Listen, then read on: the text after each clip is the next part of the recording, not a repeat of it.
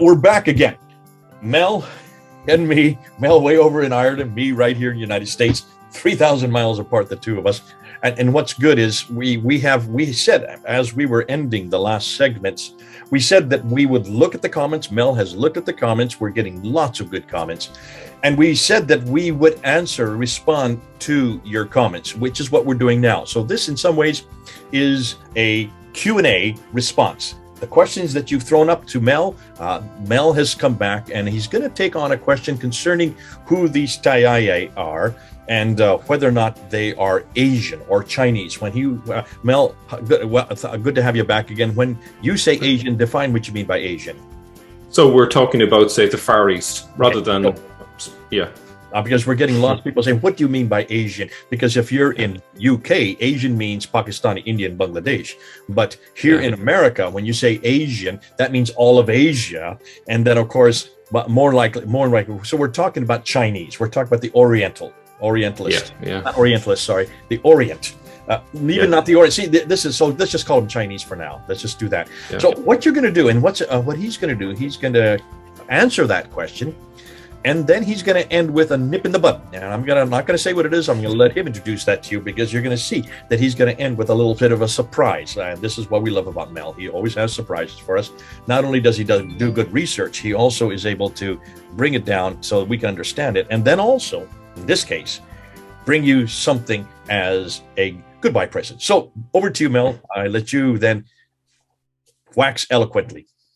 Okay. So I suppose the question or the challenge that I've seen in the comments is I was arguing that really the early leaders were not Asian. It just seems that way because the artwork to do with Muhammad, etc., was depicted as Asian, Far Eastern. But I was arguing that could be for a number of reasons. It could be that the people themselves were influenced by that style of art. And it also could represent the fact that by the 10th and 11th century, you have people like the Mongols, etc., Central Asia and further east, who are now in control. And they're just representing their own identity as part of their interaction with Islam. And it's interesting that from Central Asia and further east, that's where the hadiths are being written. We obviously don't know exactly when the first hadiths were being written. There was some evidence that it was later. But it's interesting, some of the comments from Muslims to the videos were that, these artists were not Muslims, but these were writing in places where these were drawing artwork in places where they were also supposedly writing the hadith. So are they Muslims or are they not Muslims? You can't have it both ways, So I would say be careful. Quickly, Mel, where are we talking about? Where are the the Tayaye, we've said it right here. Can you just define real quickly what is the place we're talking about located on a map, and then tell us why that confronts the standard Islamic narrative? Yeah, sure. So the Tayaye are located in places like Mesopotamia, which we call Iraq or northern Iraq today, and also between parts of the Syria. two rivers of the Tigris and Euphrates. That's what Mesopotamia means. Yeah. And whereas the Sen would say that the Arabs that started Islam were from way down in the Hijaz, so about halfway down Arabia. So Central two Arabia. very distinct places. Yeah. So we'll just put a map up here. Here's a map. Here you can see where Mesopotamia is, and there you can see where the Sin takes place. You can see they're hundreds of miles away from each other. Okay, so I'm going to just share my PowerPoint here with you. Right, and now this picture that we'll see a little bit later, it's a picture of the Buddha. And if we think back to the last video, we'll have noticed that there were images of the Buddha, sorry, slip of the tongue there, Freudian slip maybe. There were images of Muhammad from, say, the 16th century onwards, which depict him radiating light. And it's interesting that this image here from the 9th century has a Buddha radiating light in exactly the same way. And so I would suggest that later Muslims borrowed ideas from the Buddhists here on that score. And the Buddha would be obviously Chinese, just so people know what we're talking about. Buddha would be from parts of what is today China. Yeah. Now, so in terms of my evidence for suggesting that, no, the leaders weren't Asian from the 7th to the 9th century, there's loads of evidence. We saw these before. The Qasr al-Hayr al-Gharbi, 8th century. This is a palace which was owned by the Umayyads. And as you can see here, the figure is clearly from the Middle East with a Sasanian-style headscarf, which obviously is Persian. So that's interesting. And on the right-hand side, again, from another caliph's palace, Hisham's palace here, you can see clearly that he's not Asian. He's somewhere from Syria or perhaps Mesopotamia, but certainly not Asian. So that's already some evidence that the leaders were not Asian. Now, there's a bit more. We also saw that the 7th century's Tang China royal tomb mural paintings, which was from the late 7th century, depicted the ambassadors from the Fulen, which are the East Roman Empire, or what we would call the Byzantines. As you can see from the image there, clearly not Asian. Most surprising was that Muawiyah had sent an Nestorian monk, and that we commented about that the last day. But I was looking at that image of the Nestorian monk, and I was thinking, where have I seen this face before? And it struck me, it looked very similar to the Star Trek character that I'm sure many of our audience might see the similarity, but that's only a little jokey aside here. If we look at another image, we also saw the Tayaye depicted like this, and one viewer pointed out that the cap he's wearing is a Phrygian cap, and this is one that was worn by the Persians and also by the Byzantines. And this person is, we can judge from the clothing, was not from the Hijaz, but most likely from Mesopotamia, as we would expect, based on everything we've found over the past year or two. Now, is there any more evidence for that crucial period from the 7th century to the 9th century? And I would say yes. So the rest of this presentation is really going to just show you what we've got. And there's probably hundreds of more examples. So here's an interesting one. This figurine was buried in the tomb of Emperor Taizong. And notice the time frame, 598 to 649 AD. So this would have been the early 7th century. And you can see that he's wearing a Phrygian cap. He's got a very large nose and protruding forehead. He's certainly not Asian looking. And very interesting clothing. And apart from that, that's what we can draw from that.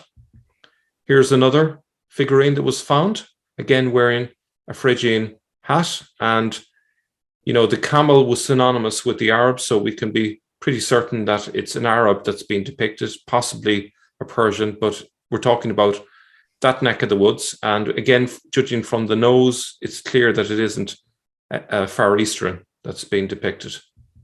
Here's another one. Did you want to jump in on that, Jay? No, this one is an obvious one. This is certainly not Chinese, and you can see very clearly that would be either quite Arab looking. Yeah, and so possibly Arab or Persian, but certainly not Asian, Far Eastern. The full beard is symptomatic of that part of the world, not at all Chinese. Yeah, and it's a good strong beard. It's not like a very light, whispery. Or we call them Fu Manchus. Fu Manchus. These 3 strands that are very popular in places like China and Mongolia. Yeah. Here's another one. He's clearly got a massive nose there, and a bit of a paunch on the belly. Interesting garments that he's wearing with lapels and so on. And the hat seems to be another version of the Phrygian cap. And then we have this one, tomb of Wang Chen, who died in 679. He looks very much like Gandalf, if any of the audience are familiar with Lord of the Rings. And what's interesting is he's wearing kind of like an animal skin. It could be a leopard skin. And that would suggest, I would suggest Mesopotamia, because at that time they had a lot of wild cats in that area, right up to just a couple of centuries ago. So that would suggest that area again. And of course, the camel would reinforce that idea that that's who we're talking about. And full beard, as you can see, full mustache, and protruding nose that would indicate that he's not from the Far East. Here's another one, or another 2, in fact, from This is from the tombs at Luoyang. And again, the Phrygian cap is a common feature. And what's interesting with all of these figurines, these are from different parts of China. And so we can be confident that this is a consistent impression that the Arabs gave when they came to China. Here's another one. Again, we notice large nose, big ears, and so on. And we get a sense of the clothing that they wore there as well. Here's another one. Here's this time a couple of images. Again, we can see the Phrygian cap on display, the camels, and so on. So this gives us a really interesting sense of what they looked like, these people who had gone to China. Okay. Now, for this next image, I got a note from my Chinese contact. This is 9th century, and he says that this is the first image of people from West Asia. In particular, down the left corner of the painting, that can be found dressed like Arabs from the Hijaz. Now, I have no evidence one way or the other to support that view. I'm sure if he'll send me more evidence for his contention. So the person down the left-hand corner of this next image, he reckons is from the Hijaz, as opposed to the earlier images that we saw, which were further north. Now, this is interesting because this fits in nicely with when we think of Mecca beginning, sort of the middle of the 8th century onwards. That's when the Hijaz is starting to gain in importance. And so by the 9th century, we'd expect that there'd be more people from the Hijaz that would be going further east. This would be the Abbasid narrative. So this would make sense, because now the Abbasid narrative is very clear that that Mecca would be in place and Muhammad would be now in place, and Muhammad would be down from the central part of Arabia by the 9th century. Yeah. So according to my contact, this person here was from the Hijaz. Now, as I say, I can't neither confirm or deny this, but that's what he reckons. I'll have to wait to see what his evidence is in support of that. You can see the two characters here just above. I don't know if you can see my cursor, probably not. There we are. These two figures here, I would suggest they are probably from India, Pakistan, that area, probably northern India, somewhere up there. And our Indian viewers would probably be able to identify the features more strongly and be able to say, well, actually, that person looks just like my granddad down the road or whatever, you know. So that might be helpful if our Indian viewers are watching. They might be able to say more clearly where they think that those are from. Now, if we look to the one on the right, we can see that he's wearing very strongly a Persian hat. But notice what's happening. They are offering gifts to a Buddha, which I think there's something about that in Islam. Is that that's not really what they're meant to be doing at that time in the 9th century. I mean, this would be heretical, and unless, of course, the fact that they're offering to another god it's not so much that they're offering to a political character, but in this case they're offering to a deity. Therefore, supporting that deity would be anathema. Yeah, and like if anyone is in doubt, just look at that figure down there. Let's go. Let me just show you the next one here. You can see that right down at the foot of the Buddha is a camel, which obviously is very indicative of an Arab. It's kind of symbolically representing the presence of Arabs in that group. And there's that image of the Persian there. And I think one thing I read is that it's probably bags of gold dust that's been offered to the deity. I consider this very damaging stuff. Now, it doesn't necessarily mean that these people themselves who are visiting are Buddhists. It's just simply that they are willing to do whatever they need to do to set up good relationships, because for them the trade that they're doing with the Chinese is the most important thing, and they'll make their offerings to the Buddha whether they believe in the Buddha or not. But for me, I think that's idol worship, regardless of what you think interiorly. I think that's just to be fair, and a comeback that the Muslims may say is, yes, but this is a Chinese painting, therefore it's the Chinese who are depicting these emissaries with devotion to Buddha. I do notice that the one that's just below on the right, he's looking away from Buddha as he is offering homage. So that could be indicative of the fact that there was some problems. And he has Yeah, true. black-faced, which could Yeah, be also the Chinese way of saying that this is shameful on them. yeah, yeah. Now, yeah, and also that, we can actually look at, maybe perhaps another time, that we have records of some Arabs who went to the Chinese court who refused to bow or kneel to the emperor, And that could be and that that there. caused, That could be the one yes, you see it yeah. towards the bottom. But it's not as black and white as perhaps the standard Islamic narrative would have us believe. Not all of the early Arabs who went to China were, let's say, strongly Muslim. They were willing to be tolerant of other religions at that time. But as we see later in history, that tolerance disappeared, and there was a much stronger antipathy towards other religions. Let's put it that way. So that's it from me. It's nice and short and sweet today. Tell us what you think.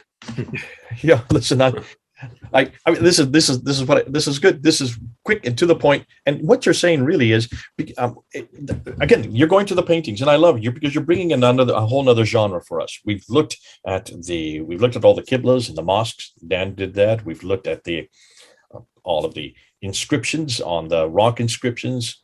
We've looked at the coins, and Odin will be coming up with a whole new category of, we've just done it. We've just recorded it. It's going to be coming up after you do your series here, looking at the coins again. And you're going to be fascinated by what he has found on the coins. And now we're looking at the paintings. So it doesn't matter what type of genre we use. They all are saying the same thing. Here you have pictures by Chinese. So there's in this case, the Chinese are away from the Abbasids. Abbasids have no control over these paintings, so therefore they cannot sublimate them. They cannot destroy them like they did with a lot of the Umayyad paintings, and they cannot get rid of them in any way. So we can see a genre that is completely devoid of any censorship. And what we're noticing is that on these paintings, you have these pictures of the emissaries who are coming from the Tayaye. And the Tayaye is way up in the north, up in Iraq, not down in the Hijaz. Just curiously, have you found any pictures anywhere from the Hijaz in the 7th and 8th century? None. None. So all of the pictures, and so the only people who had contact with the Chinese were from Mesopotamia, between the two rivers. What is Iraq today? And possibly over in Syria, further over to the west. So that's where all these pictures are from, and they're showing them, and you can see that they're from that area because look at and what's fascinating is you see the same themes all the way throughout the pictures. They have the Phrygian cap, which is which is the cap that was used in that part of the world at that time. They all have camels, which means because for getting across and going places, they always use camels. That's what the traders used. They all had large noses. They had beards. They had paunches, and many of them were wearing leather clothes, leather frocks, and leather. In some cases, they were also wearing like the monk frock, and with the balding, the haircut that monks use. So you can see that these are clear images, not from the south, not from Arabia that we know today, not from the Hijaz, but from much, much further north. In this case, the northeast. So we're talking about Kufa, and we're talking about Ctesiphon and the Persian areas, and also then the over to the west up in Syria. Well, and it's not till the 9th century that we start seeing these Arab characteristics come. So even if you follow the sequence in the paintings will show you exactly what was happening, and all of this story and all the narrative is taking place much further north because of what the clothes they wear. 9th century, then we start getting we're in the Abbasid period. So now those emissaries that are coming from the Abbasid courts would be Arab, because the Abbasid courts would have moved. They're still, interestingly, they're still in Baghdad. That's what's interesting. But they now include Mecca, because Mecca would be the sanctuary. And now you have an awful lot more. Give and take coming back and forth between Mecca and Baghdad in the 9th century. And so that shows up in the paintings again. So as you said in your last episode, paintings or pictures don't lie. So follow the paintings, follow the pictures, and follow the story by following the paintings. like we've done with all these different genres, it comes out to the same thing. Bless you. Thank you so much. This is good. I love it, because this is another genre that we can offer to the rest of the world, which confronts the standard Islamic narrative. All of this confronts sin. Because God bless you. Thanks so much. Can't wait for the next one. This is Jay here in the United States, and Mel, smiling as ever, there in Ireland. Over and out.